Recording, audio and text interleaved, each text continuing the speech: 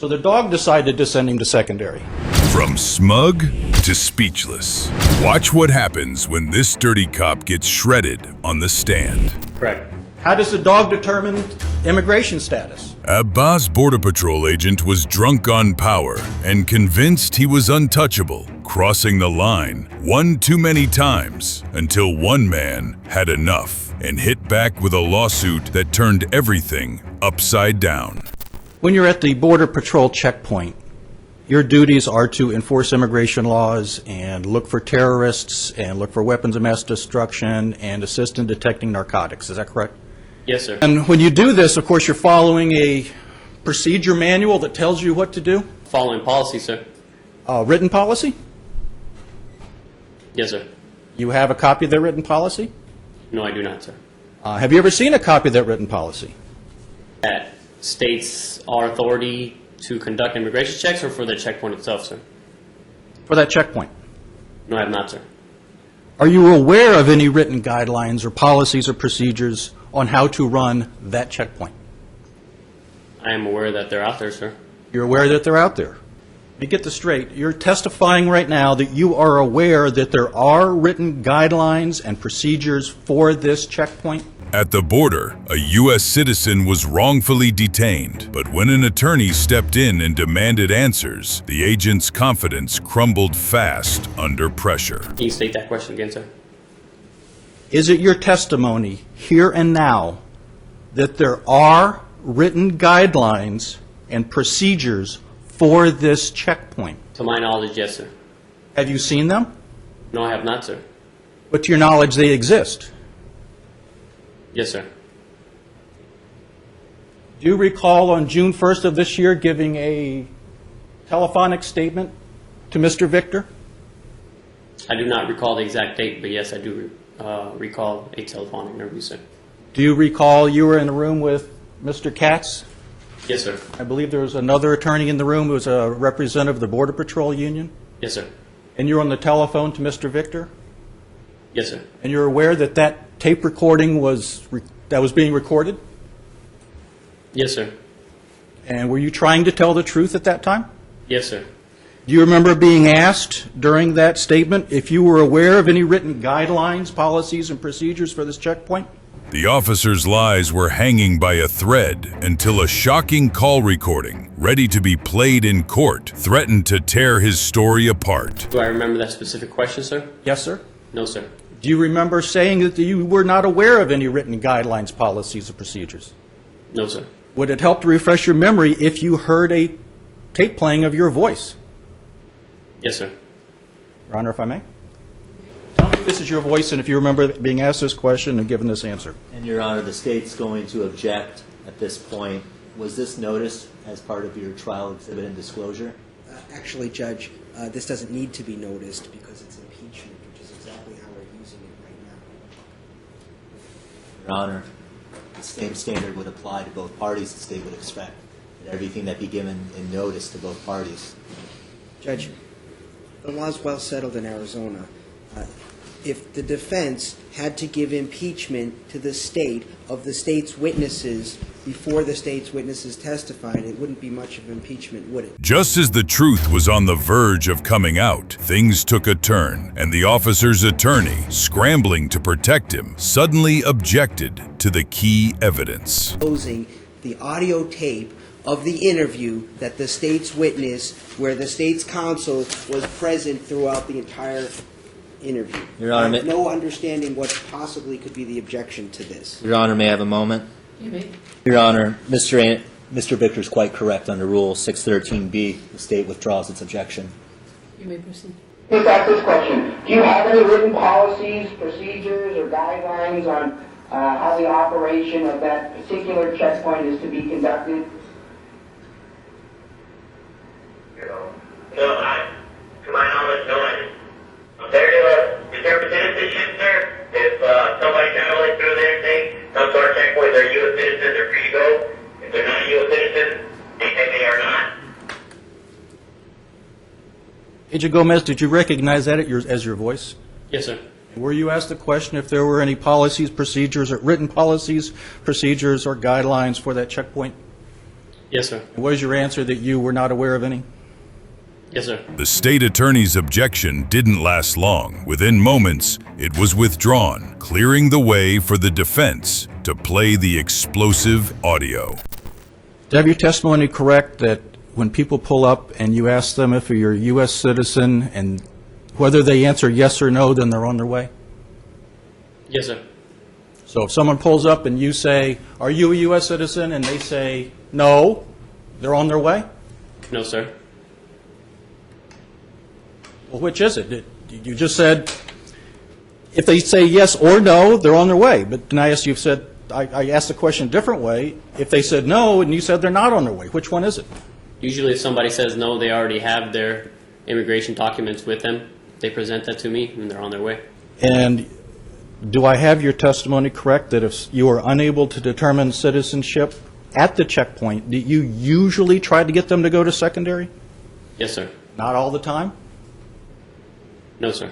So sometimes you cannot determine citizenship at the primary, but you just let them go. No, sir.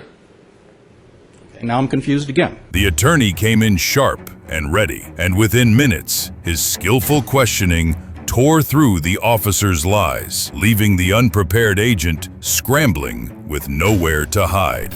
You are unable to determine citizenship at the primary checkpoint, that you usually try to get them to secondary. Yes, sir. I did not say always try to get them to secondary. Do you understand my question? Yes, sir. Usually means sometimes not, doesn't it? Yes, sir. So is it fair to say that sometimes, if you are unable to determine citizenship at the primary checkpoint, that you let them go anyway? No, sir. I don't understand again. If someone comes up and you cannot determine citizenship, you say you usually try to get them to secondary. Is that correct? Yes, sir. Usually means not always. Is that correct? Yes, sir. Like, I usually wear a suit to court, but not always. Do you understand that? Yes, sir. Now, with the spotlight on the real victim, the attorney unleashed a brutal takedown, exposing the officer's true colors in a powerful display of legal precision. There are some times that people come up and you are unable to determine citizenship, but you just let them go on their way. Is that correct? No, sir. And what do you do with them? I try to establish the citizenship there, And suppose you can't. and they go to secondary, sir. If you are unable to determine citizenship, they always go to secondary. Yes, sir. Not usually, but always now. Yes, sir. Mr. Anderson was sent to secondary inspection because of the dog alert. Is that correct? It was a combination of both immigration and the canine alert, sir. Okay. So you're saying part of the reason he was sent to secondary was immigration, not the Yes. dog alert? Yes, sir. But wasn't the decision made to send him to secondary, wasn't that decision made before he ever got to you? Yes, sir. And the decision was made, or you got the signal from Agent Spoonamore, Correct. before any immigration question was asked. Correct. And Agent Spoonamore gave you that signal because his dog alerted. The cop's downfall was only a matter of time. Already discredited twice, he was now staring down his final reckoning with no escape in sight. So the dog decided to send him to secondary. Correct. How does the dog determine immigration status? The canine does not determine citizenship, sir. So he wasn't sent to secondary for immigration. He was sent to secondary because the dog alerted. Mr. Anderson never answered my immigration question. But the decision that he was going to secondary had already been made, correct? Correct. He could have pulled up to that primary checkpoint with a passport in his hand, and he was still going to secondary. Is that correct? Correct. But the lawyer wasn't done yet. He delivered one powerful statement that exposed the cop completely and shut him down on the spot. Any better documentation of U.S. citizenship than a U.S. passport? No, sir. So it didn't matter what he said, he was going to secondary Yes, sir. because the dog said so. Because the canine alerted to his vehicle, sir. Is a canine trained to alert to people here illegally? No, sir. So the dog wasn't alerting for immigration. The cop's downfall came swiftly and hard. Thanks to the lawyer's relentless pursuit of the truth, the illegal stop was laid bare, forcing the officer to finally face the consequences. You won't believe how this corrupt officer got torn apart by the judge. Yeah, I said that originally, but they told me that the judge don't make the rules here. That was the quote that they... Who told you that? Oh, hold on. Mr. Flanagan, call Mr. Farmer right now. Call him right now. Jaylene Lee was on probation and had already paid over $30,000 in fines. Despite the weight of his past, he remained committed to turning his life around. According to probation, your discharge date is May the 2nd. You were placed on a 12-month probationary period, and I placed you on probation on, May 2nd of this year, 24. So this is your first review. This is the halfway point. However, you're not quite finished. So this says that you did pay the restitution in full. Yep. It says the restitution of $30,000 was paid in full. You completed the theft awareness class. You have done some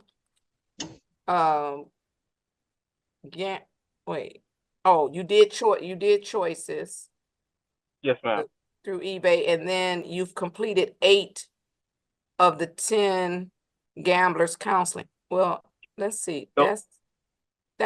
She's saying 2 different things. How many gamblers counseling is left? I finished all 10. Oh, you did? Yes, ma'am. Okay. His steady progress shocked the room when he was called in for a hearing. Even the judge took notice, clearly impressed by how far Jalen had come. So let's do this. How long do you think it'll take for you to complete or pay the 510? I started a new job within 2 days. So my first paycheck within basically 2 weeks, I'll be able to pay it. You gonna give us all your money? I don't know how much check is. Don't give me saying it's all your money. I mean, it's literally been all my money. So. Right. But I I can give you a couple of months if you want a couple of extra months. I can give you a couple of months. I mean, yeah, that will work better. Absolutely. Whichever one works. All right. I mean, 'cause today is just the halfway point. So you're not technically scheduled to be discharged from probation. The 12 months, you're not scheduled until May 2nd. I could give you a date in late January if that'll be better for you. It looked like the probation officers had no intention of letting the reformed man walk free, almost as if they were determined to trap Jalen back into the system, no matter how hard he tried to change. All right, and also if he completes it, so let me give a date. I'll give a date first, and then if he completes it and pays the money, you could send an email to Mr. Flanagan, and I can discharge him without you coming. Okay, that sounds great. All right, so I'll put it on the docket for let's put it on the docket for February 3rd, that first Monday in February. I'll put it on the docket for February 3rd. And then that way we could confirm with Ms. Collins that you've completed those classes or the counseling, and then you can pay the $510. If you've done so, counsel, you can just submit an email and I can confirm it with the probation, and then I can discharge them without appearance. So we'll put it on the docket for a discharge. Okay. All right. Barrett Lanice acknowledged Jalen's efforts with kindness and appreciation, but just when things seemed to be going well, what came next left him completely stunned. Excuse me, Brian. Miss Bryant. So up until this point, I'm still expected to check in regularly and do the normal probation process until January. What do you mean by that? Tell me what do you do? What's the normal probation process? Well, because originally they were telling me that once I came into this review, I could have the potential to be discharged from the probation since I had did all the classes and everything like that. So here, Right now, I'm gonna yes, interrupt you, Mr. Lee. You're on a non-reporting probation anyway. So if they've but had you reporting monthly, yeah, you didn't have to do that. I said that originally, but they told me that the judge don't make the rules here. That was the quote that they. Who told you that? Oh, hold on. Mr. Flanagan, call Mr. Farmer right now. Call him right now. Woo. Yes. It's gonna be a great day. Call him right now. I need you to tell us who told you that. Call them right now. Matter of fact, you can call Mr. Wade too. Call them right now. Because I'm about to. Yes. I like Yes, you, Mr. Lee. I like you. You didn't even mean to tell on them, but you did. Yeah, I didn't. It's Miss Bryson. She's no longer there anymore. The probation officer blatantly undermined Judge Lindsay's authority, challenging her decisions in a way that was both unprofessional and bold. It was a clear act of defiance. Let me make sure they have a meeting with probation while you on here. Let's make sure they have a meeting with the probation, because if I ever hear somebody say that again, I'm gonna hold them in contempt. Understood. Yeah, but we gonna do this right now. Oh, I'm so excited. This turned out to be a great Tuesday. But you did not have to report, Mr. Lee. You were not supposed to be reporting on a monthly basis. And we getting ready to nip that in the bud right now. I'm so excited for my future and yours. So to answer your question, you do not have to report. Now, what you have to do is let us know when you finish those classes, the counseling. So you can in fact have them send it to Mr. Flanagan.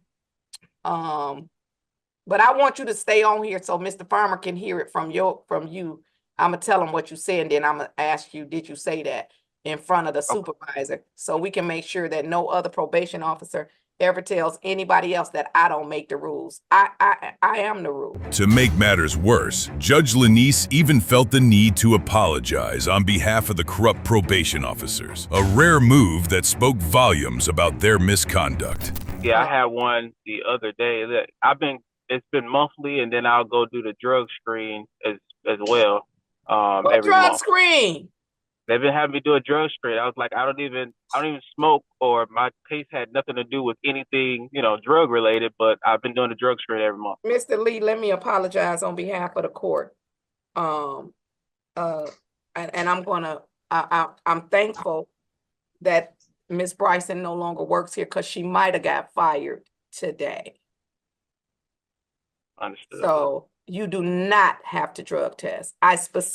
My order specifically says no urinalysis was ordered. And so what I'm going to do is refund you any money that you have paid for your drug screens. The judge didn't stop there. She ordered the supervisor to join the meeting, making it clear that the probation officer's actions wouldn't be ignored. Lee used to be supervised by someone who no longer works here. So that's good, because they might have got fired today if they still worked here. Miss Bryson. Miss Bryson told Mr. Lee, who she made report to probation every month, that I don't make the rules. He told her it's a non-reporting probation. Miss Bryson told him the judge don't make the rules, we make the rules. Not only did she have him reporting to probation, she has had this man drug screening every month when my order specifically says no urinalysis ordered. What I called you on here for is because she no longer works here. In your next meeting, just make sure nobody ever tells one of my probationers that, because that might get them held in contempt of court, because that. The judge took a firm stance, ensuring Jalen received every bit of recognition and compensation for his efforts to rebuild his life. Her actions sent a clear message. He tested at the court 4 times, and you tested in Bloomfield 2 times?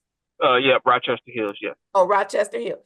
So, Mr. Flanagan, what I am going to do is deduct. I'm just going to give him $150 credit for his inconvenience and his time. And then that will leave him a balance instead of the $510. Okay. Your balance is $360. This in the presence of Mr. Farmer. You do not have to show up and report to probation, and you do not have to drug test. You only have to pay the balance and finish those 2 classes. Oh, no, you said you finished the classes. Yes, ma'am. I finished them. Okay, so we just need proof of the counseling. Okay. Okay. Mr. Farmer, you going to take care of that for me?